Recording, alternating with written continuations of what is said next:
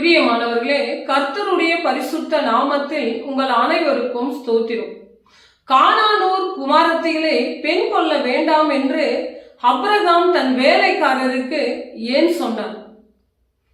ஆதியாகமம் 24:3 நான் குடியிருக்கின்ற கானானூர் குமாரத்திகளை பெண் கொள்ளாமல் நீர் போய் என் தேசத்தில் என் இனத்தாரிடத்திலே என் குமாரனாகிய ஈசாக்குக்கு பெண் கொள்ள வேண்டும் என்றும், வானத்திற்கு தேவனும் பூமிக்கு தேவனுமாகிய என் கர்த்தருக்கு முன்பாக நான் ஆணையிட்டு சொல்லுகிறேன், உன் கைகளை என் தொடையின் கீழ் வை என்று அப்ரகாம் தன் வேலைக்காரரிடம் சொல்லுகிறார். திருமணம் என்பது சாதாரண ஒரு விஷயம் அல்ல. இதை பொறுமையோடு யோசித்து ஆலோசித்து விசாரித்து செய்யக்கூடிய ஒரு காரியம். ஏனென்றால் இது வாழ்க்கையின் கடைசி வரையில ஒன்றாக பிரயாணப்பட வேண்டியதாக இருக்கிறது.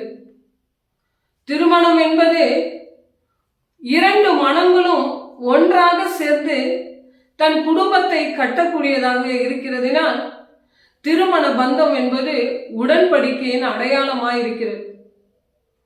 அவர்கள் இரண்டு பேருக்குள்ள உடன்படிக்கை பண்ணப்பட வேண்டியது. அது உண்மையான உறவாகவும் இருக்கிறதினால் இந்த உலகத்தின் வழக்கத்தில் சொல்கிறார்கள், திருமணம் என்பது 1000 காலத்து பயிர் என்று. அப்ரகாம் தன் வேலைக்காரரிடம் கானானூர் குமாரத்திகளில் பெண் கொள்ள வேண்டாம் என்று எதற்காக சொன்னார் என்றால், கானானூர் குமாரத்திகளுக்கு தேவன் என்றால் யார் என்று தெரியாது. அவர்கள் விக்கிரகங்களை ஆராதிக்கக்கூடியவர்கள், அதாவது சிலைகளை வழிபடக்கூடியவர்களும் அந்நிய தேவர்களை ஆராதிக்கக்கூடியவர்களாக இருந்ததினால் இவர்கள் பரிசுத்த குடும்பத்துக்குள்ளரே சிலை வழிபாடு விக்கிரக ஆராதனை உள்ளே நுழையக்கூடாது என்பதற்காக அவர்கள் குடும்பத்தின் பரிசுத்தத்தை பாதுகாத்துக் கொள்வதற்காக கானானூரில் குமாரத்திகளை பெண் கொள்ள வேண்டாம் என்று இவர் சொல்லுகிறார். கானானூர் குமாரத்திகளுடைய வாழ்க்கையும் வழிபாடுகளும் தேவனுக்கு சித்தமில்லாத விரோதமான காரியமா இருந்தது. அப்ரகாமும் ஈசாக்கும் தேவனால் வேறு பிரிக்கப்பட்ட பரிசுத்த குடும்பத்தை சார்ந்தவர்களா இருக்கிறதினால் தேவனை அறியாதவர்களை திருமணம் செய்தால் அங்கே விக்கிரக ஆராதனை உள்ளே நுழைந்துவிடும், தலைமுறை தலைமுறையாய் விக்கிரக குடும்பமாக மாற்றப்படும் என்பதற்காக தான் அப்ரகாமின் இடத்திலே தேவன் வாக்குத்தத்தம் செய்திருக்கிறார், உன் தலைமுறையை நான் ஆசீர்வதிப்பேன், உன் சந்ததியை ஆசீர்வதிப்பேன் என்று. விக்கிரகத்தை ஆராதிக்கக்கூடிய ஒரு ஸ்திரீ உள்ளே வருவாரானால் தேவனுடைய ஆசீர்வாதம் அங்கு தடைப்பட்டு போய்விடும். தேவன் அவர் சொன்ன வார்த்தையை அவர்கள் வாழ்க்கையிலே நிறைவேற்ற முடியாமல் போய்விடும். தேவனுக்குள் இவர்கள் நிலைத்திருக்கின்ற பரிசுத்த குடும்பமாய் இருக்கிறார்கள். தேவனுடைய சித்தத்திற்கு நிறைவேற்றக்கூடியவர்களாய் இருக்கிறதினால் விக்கிரகத்தை ஆராதிக்கக்கூடிய கானானூர் குமாரத்தி உள்ளே வருவாரானால் தேவ நாமம் துக்கப்பட்டு தேவனை விட்டு தூர போக வேண்டி பின்வாங்கி போகக்கூடியதாக இருக்கும். அதனால்தான் அப்ரகாமின் குடும்பம் பரிசுத்த குடும்பமாய் இருந்ததினால் பரிசுத்தம் உள்ள தேவனை ஆராதிக்கக்கூடிய உண்மையான கடைசி வரையிலும் விசுவாசத்தில் நிலைத்திருக்கக்கூடிய பெண்ணை தான் தன் குமாரனாகிய ஈசாக்குக்கு அவர் பெண் கொள்ள வேண்டும் என்பதை தன் இனத்தாரிடம் தேடி போக சொல்லுகிறார். விசுவாசிகளாகிய நாம் நம்முடைய பிள்ளைகளுக்கு எப்பேற்பட்ட வாழ்க்கை துணையை திருமணத்திற்காக தேர்ந்தெடுக்கிறோம். அப்படி திருமணத்திற்காக தேர்ந்தெடுக்கப்படும் பொழுது ஆண் பிள்ளையா இருந்தாலும் பெண் பிள்ளையா இருந்தாலும் தேவனுக்கு பயப்படக்கூடியவர்களாக தேவ விசுவாசத்தில் நிறையக்கூடியவர்களாக இருக்க வேண்டும். ஏனென்றால் திருமணம் என்பது அது இருவருக்கும் உள்ள ஒரு உடன்படிக்கை. அந்த உறவு பரிசுத்த உறவாய் இருக்கிறது. இருவருமே தன் வாழ்க்கையின் பிரயாணத்தில் ஒருவரை ஒருவர் விட்டு கொடுத்து ஒரு மனதாக தேவனிடத்திலே மன்றாடி ஜெபிக்கக்கூடியவர்களாய் இருக்கிறார்கள். அதனால்தான் அந்நியர்களை கிறிஸ்துவர்களாகிய நாம் ஒரு நாளும் திருமணத்தில் அவர்களை இணைத்துக் கொள்ளக்கூடாது. அவர்களை இணைத்துக் கொண்டால் விக்கிரகங்கள் கிறிஸ்துவ குடும்பத்தின் வாழ்க்கையில அது நுழைந்துவிடும். அதனால்தான் 2 கொரிந்தியர் 6:14 சொல்லுகிறது, அந்நிய நுகத்தில் அவிசுவாசிகளுடன் பிணைக்கப்படாமல் நீதிக்கும் அநீதிக்கும் ஐக்கியம் ஏது, ஒளிக்கும் இருளுக்கும் ஐக்கியம் ஏது என்று இங்க சொல்லப்படுகிறது.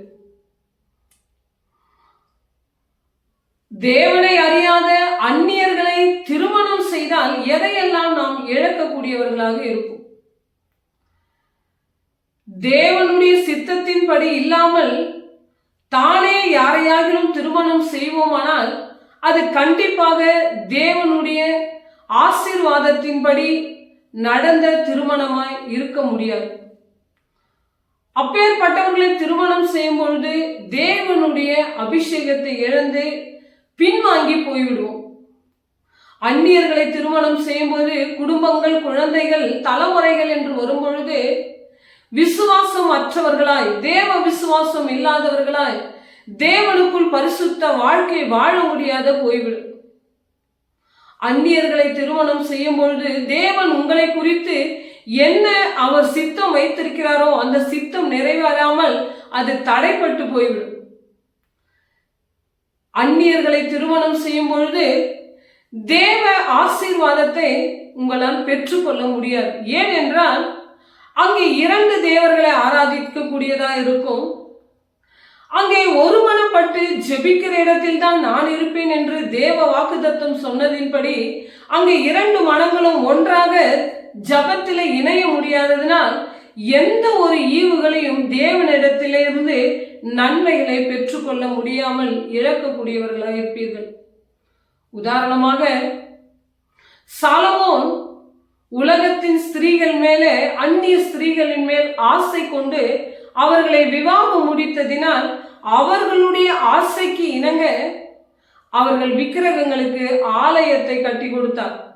தேவனால் அபிஷேகிக்கப்பட்ட அவர் உலக ஆசையில் விழுந்ததினால் தன் தேவ கோபத்திற்கு ஆளாகி அபிஷேகத்தை இழந்துவிட்டார்.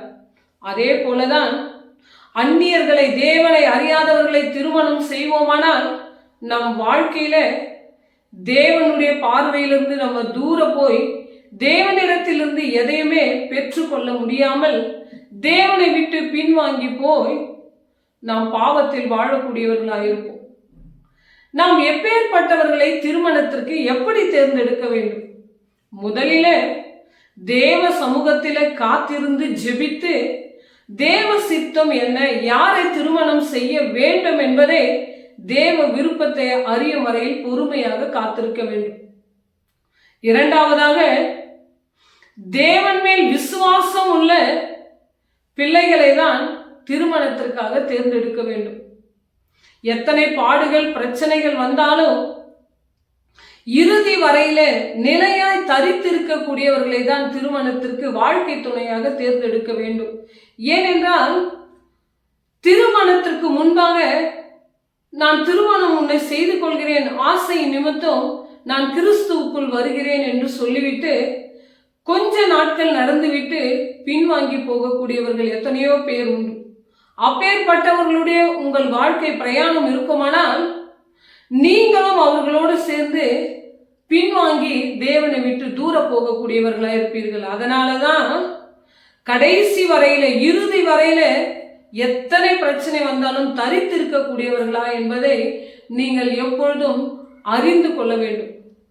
அடுத்ததாக குணம் உள்ளவர்களை தேர்ந்தெடுக்க வேண்டும். குணம்தான் அது பெரிய விலை மதிப்பு அற்றதாக இருக்கிறது. அடுத்ததாக அவர்கள் நன்னெறி உடையவர்கள், நல்ல நடத்தை உடையவர்கள், ஒழுக்கத்தில் சிறந்தவர்களா என்பதை அறிந்து அவர்களை தன் வாழ்க்கை துணையாக தேர்ந்தெடுக்க வேண்டும். மாறாக உலகத்தில் காணப்படுகிற அழகுகள், அறிவு, வசதி, ஆஸ்தி, ஸ்டேட்டஸ் என்று நீங்கள் திருமணம் அந்நியர்களை செய்வீர்களானால் கண்டிப்பாக உங்கள் வாழ்க்கையிலே தேவ கிருபை இல்லாமல் போய்விடும். தேவனை விட்டு நீங்கள் பின்வாங்கி போகக்கூடியவர்களா இருப்பீர்கள். தேவனிடத்திலிருந்து எந்த ஒரு ஆசீர்வாதத்தையும் உங்கள் தலைமுறைக்கும் உங்களுக்கும் பெற்றுக்கொள்ள முடியாதவர்களா இருப்பீர்கள். அதனால் எப்பொழுதுமே திருமணத்திலே வாழ்க்கை துணையை தேர்ந்தெடுக்கும் பொழுது எச்சரிக்கையோடு தேவ பயத்துடன் தேவ சித்தத்துடன் அவர்களை நீங்கள் தேர்ந்தெடுத்துக் கொள்வீர்களானால் ஒருமனப்பட்டு நீங்கள் ஜெபித்து உங்கள் குறைவுகளை எல்லாம் தேவன் நிறைவேற்றக்கூடியவராய் உங்களுக்கு நன்மையான ஈவுகளை கொடுப்பார் என்பதுதான் உறுதி. அதனால்தான் அப்ரஹாமுடைய குடும்பம் எல்லா ஜாதிகளிலிருந்தும் வேர் பிரிக்கப்பட்ட பரிசுத்த குடும்பம். அவர்கள் தேவனுடைய திட்டத்தை நிறைவேற்றக்கூடிய குடும்பம். அவர்கள் தேவனுடைய தனித்தன்மையை பாதுகாக்கக்கூடிய பொறுப்பில் உள்ள குடும்பம். தேவனால் தலைமுறை தலைமுறையாய் ஆசீர்வதிக்கப்பட வேண்டும் என்று வாக்குத்தத்தம் பெற்ற குடும்பம். அதனால்தான் தேவன் என்றால் யார் என்று தெரியாதவர்களும் விக்கிரகங்களை ஆராதிக்கக்கூடியவர்களும் சிலை வழிபாடு செய்யக்கூடிய அந்நிய தேவர்களை ஆராதிக்கக்கூடிய கானான் ஊரின் குமாரத்திகளை பெண் பார்க்க வேண்டாம் என்று அப்ரஹாம் தன் வேலைக்காரரிடம் சொல்லுகிறார். அதே போலதான் கிறிஸ்தவர்களாகிய நீங்களும் கூட உங்கள் பிள்ளைகளுக்கு திருமணத்திற்கு வாழ்க்கை துணையை தேடும் பொழுது ஆண் பிள்ளையா இருந்தாலும் பெண் பிள்ளையா இருந்தாலும் நீங்கள் தேவ சித்தத்தின்படி தேட வேண்டும். மாறாக தேவனை அறியாதவர்களும் தேவனுடைய உடன்படிக்கையை பலவீனப்படுத்தக்கூடியவர்களும் தேவனுடைய சித்தத்தை நிறைவேற முடியாமல் தடை செய்யக்கூடியவர்களை நீங்கள் திருமணம் செய்வீர்களானால் உங்கள் வாழ்க்கையில தேவனுடைய சித்தம் நிறைவேறப்படாமல் தேவ கோபத்திற்கு ஆளாகி தேவனுடைய ஆசீர்வாதத்தை இழக்கக்கூடியவர்களாய் இருப்பீர்கள். ஆதலால் நம்ம வீட்டு பிள்ளைகளுக்கு திருமணம் செய்யும் பொழுது தேவனுக்கு பயபக்தியோட தேவனில் நிலைத்திருக்கக்கூடிய ஆண் பிள்ளையும் பெண் பிள்ளையும் நாம் தேர்ந்தெடுத்து திருமணம் செய்ய வேண்டும். கர்த்தர் தான் இந்த வார்த்தைகளை ஆசீர்வதிப்பாராக.